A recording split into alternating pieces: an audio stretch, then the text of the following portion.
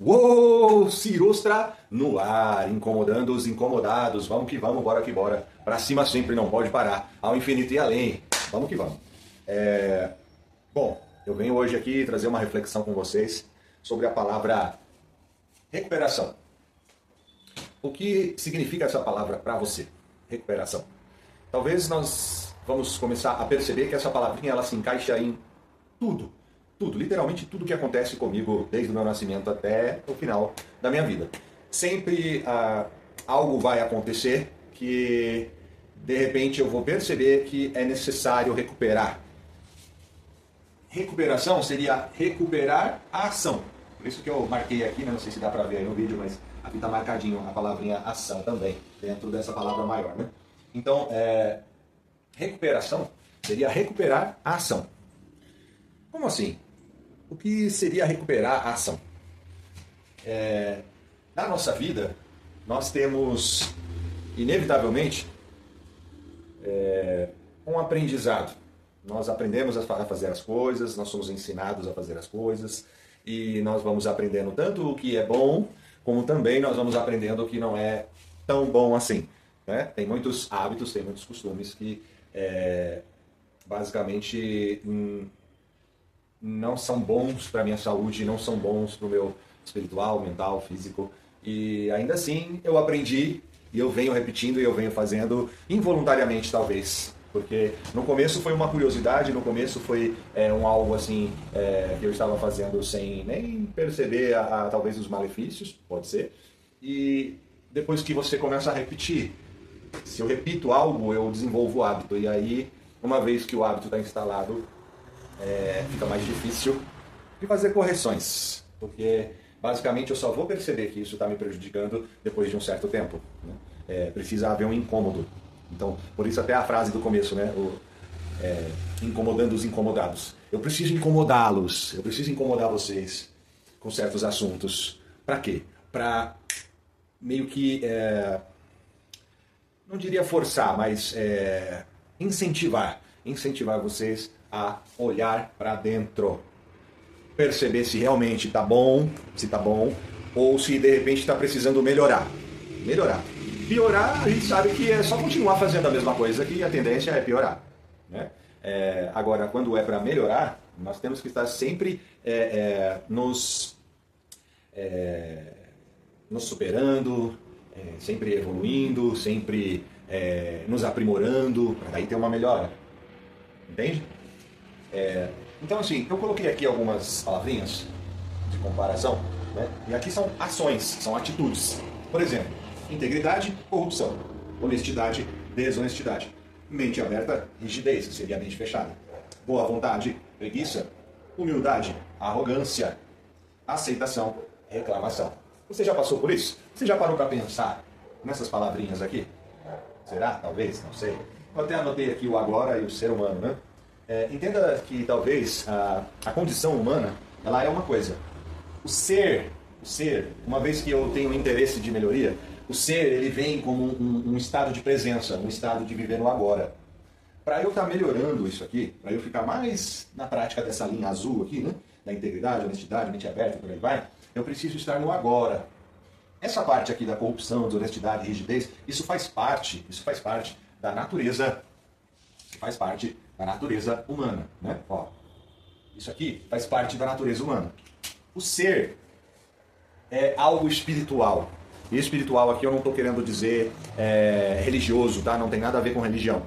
A parte da espiritualidade seria as questões dos princípios e valores, o que é importante para você em questões morais, em questões que influenciam diretamente a sua personalidade, o seu caráter. É sobre isso, né? A parte da espiritualidade. Basicamente energias. Você tem energias boas e energias ruins. Aqui, olhando para essas palavras, a gente consegue perceber o que de repente tem mais a ver com o negativo e o que de repente tem mais a ver com o positivo. Acredito que dá para a gente ter essa percepção, certo? Então, dentro dessa percepção de positivo e negativo, entra a questão da espiritualidade. Consegue perceber que não tem nada a ver com o poder superior, o Deus que você elege para a tua vida. Não tem muito a ver com isso. A espiritualidade seria o cuidado que você tem com as suas energias, com os teus pensamentos, os teus sentimentos, com o teu emocional. Né? É sobre isso a espiritualidade. Envolve crenças? Sim, porque as crenças têm a ver com mais ou menos isso que a gente está falando aqui sobre eu entender o que me faz bem. Né? Eu desenvolvo uma crença uma vez que, por exemplo, assim, uma coisa é alguém chegar para mim e dizer que elogio faz bem. Sabe, quando você é criança e tal, alguém vem, um adulto vem e fala para você assim, elogiar faz bem. A parte teórica, a parte da fala, de alguém me falar isso, ok, eu vou registrar, mas eu só vou aprender de fato passando pela experiência. Então só quando eu receber elogios, ou eu fizer elogios, é que eu vou ter na prática o exercício, e ali sim eu vou absorver, eu vou aprender que o que a pessoa me falou é real. E aí eu estabeleço uma crença, que é o quê? Eu vou começar a acreditar que o elogio realmente é algo bom. Consegue captar a ideia? Então a espiritualidade, ela envolve sim as crenças, porque dependendo do que você está acreditando, você pode ter tanto um movimento positivo na tua vida, uma direção positiva, como você pode ter uma direção negativa. Então, não sei se eu consegui deixar claro assim, a ideia da espiritualidade. Qualquer coisa, qualquer dúvida, deixa aí nos comentários, eu respondo. Joia? Então, assim, a proposta da recuperação, ela envolve um sentido de correção. Correção. Mas quem é que vai disparar em você a necessidade, né, a importância de uma correção, de um reparo? Ok, temos familiares, temos leis, regras, ordens, sei lá, tem um monte de coisa no mundo, né? Um monte de coisa. E a gente convive com um monte de pessoas, então existe sim a influência das pessoas. Até para ficar ali puxando a nossa orelha, isso existe. Mas a ideia seria que, uma vez que eu começo a assumir minha personalidade, e assumindo a minha personalidade, eu começo a ter noção, através da experiência, passar na pele, eu começo a ter noção do que eu gosto e do que eu não gosto, eu já começo a ter talvez a possibilidade de exercitar um movimento de recuperação contínuo. Por que recuperação contínua? Porque, convenhamos, a experiência humana não é uma experiência fácil. Não estar aqui, né, viver na humanidade, não é um projeto simples. É algo que a cada segundo, se bobear, nós temos tentações, nós temos distrações, nós nos desviamos dos nossos objetivos, dos nossos propósitos, do destino ao qual nós almejamos, talvez. Então, assim, aí já levanta até uma outra luzinha, né? Você tem propósito, você tem meta, você tem objetivo, você tem planos, você tem sonhos. Se não, a gente também vai ter que parar para pensar nisso. Mas isso fica para um outro momento. Apesar de que a gente vai meditar em cima disso um pouquinho também. O exercício da recuperação, ele é sugerido para todos os humanos, aqueles que desejam ser mais do que ter, né? Ser humano seria começar a desenvolver uma melhoria espiritual, uma melhoria moral, né? A título de desenvolver cada vez mais o bem-estar, a qualidade de vida. Porque imagina você, sendo íntegro com você mesmo, com o que é importante dentro dos princípios, mas a integridade tem a ver com os seus valores. Você sendo íntegro com os seus valores, íntegro com os seus desejos reais, íntegro com a direção que você almeja para a tua vida de verdade. Imagina isso, sendo honesto com você mesmo e honesto consequentemente com as pessoas, agindo de mente aberta. Mente aberta seria tomar bastante cuidado para não entrar em julgamentos. O julgamento é inevitável, mas o complicado é quando eu me mantenho na energia do julgamento. Quando eu me mantenho na energia do julgamento, é bem perigoso, porque assim, eu começo a desconsiderar o que está acontecendo aqui dentro e fico projetando só do lado de fora. E aí começa a vir a sensação de que eu estou certo e todo mundo está errado. E isso é perigoso. Por que é perigoso? Imagina que talvez você já passou por isso. A teimosia, ela pode me atrapalhar. E a teimosia, ela é um movimento da mente fechada, da rigidez. A teimosia, ela é o oposto, ela vai no movimento oposto da mente aberta. Porque eu vou considerar que só eu tenho razão. Posso ter razão? Sim, mas até onde vale a pena eu forçar alguma situação só para garantir que eu saia com a vitória? Até onde vale a pena?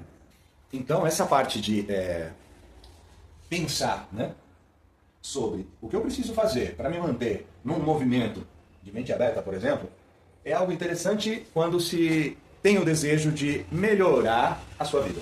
Porque a teimosia, como a gente estava falando, como estamos falando, a teimosia ela vai na contramão disso. Ela vai na contramão desse movimento da mente aberta. E por ir na contramão, ela começa a me tornar uma pessoa mais rígida. E a rigidez é perigosa, porque eu vou começar a considerar que só eu sei das coisas. E isso é perigoso, porque você fecha o campo. Você fecha o campo para conhecimento. E conhecimento pode te gerar poder. Pode te gerar poder. Poder é diferente de sabedoria, né? Mas vamos focar no poder. Conhecimento gera poder. Porém, você só adquire conhecimento se você permitir que o conhecimento entre. Então, considerar o que as pessoas estão falando não tem a ver com acreditar no que elas estão falando. Considerar é deixar fluir. Mente aberta é começar a perceber que, de repente, eu não sou o dono da razão. É considerar que talvez, eu precise melhorar alguma coisa daquilo que a pessoa está me falando, está me sinalizando.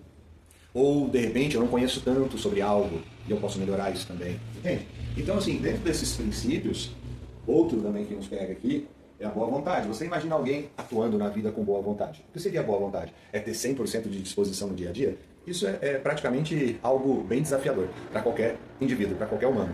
Porque, assim, nós, hoje, não temos a alimentação que deveríamos ter, né? Infelizmente, as indústrias, para atender a demanda de seres humanos, precisa produzir em larga escala, e produzindo em larga escala, a qualidade dos alimentos cai também. Né? Então, assim, a gente já não tem alimento suficiente para manter a nossa energia física, biológica, que dirá mental. Né? Porque a gente vê que a mídia, a televisão, a internet, o que mais tem lá, vamos pôr assim, 80% do que tem de conteúdo sendo passado na mídia é conteúdo que te deixa na zona de conforto. É conteúdo que não te incomoda, é conteúdo que te acomoda. Entende? E isso é perigoso. Isso é perigoso. Então, assim, a boa vontade é algo que eu preciso considerar e perceber se eu estou tendo o mínimo.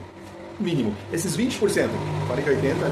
Para 100 falta 20%, então 20% de energia suficiente direcionada para a boa vontade. Que seria o quê? Ao invés de eu ter preguiça, eu fazer o que tem que ser feito. Humildade. Imagina você, uma pessoa que desenvolve humildade, desenvolve e mantém o exercício. Tudo isso aqui é exercício. Uma pessoa que se mantém no exercício da humildade, né, ela começa a diminuir a força do ego. E diminuindo a força do ego, a pessoa começa a não ser mais tão arrogante. A arrogância é algo que leva qualquer pessoa para o isolamento, leva qualquer pessoa para um estado de depressão, leva qualquer pessoa para um estado de infelicidade. Né? Por quê? Se eu vou na contramão da humildade, eu posso até ter pessoas à minha volta se subordinando ao que eu quero. Porém, até quando essas pessoas vão me suportar? Creio eu que até onde é interessante para eles. No momento que não for mais, provavelmente eu vou te abandonar, ou então vão passar a perna em você. Né?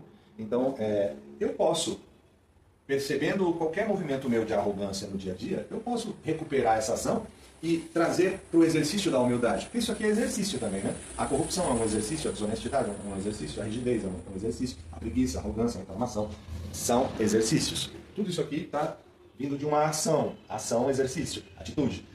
O que nós estamos propondo é, cada vez mais, no agora, prestar atenção no que eu posso melhorar. E eu posso melhorar tudo. Né? Aceitação. Aceitação, basicamente, seria começar a se policiar mais para, ao invés de reclamar, começar a verificar aonde está a solução. Começar a gerar solução. Alguns problemas não tem solução. E é isso a solução. Sabe? Tem coisa que não dá para mudar. Então está resolvido. Se não dá para mudar, deixa.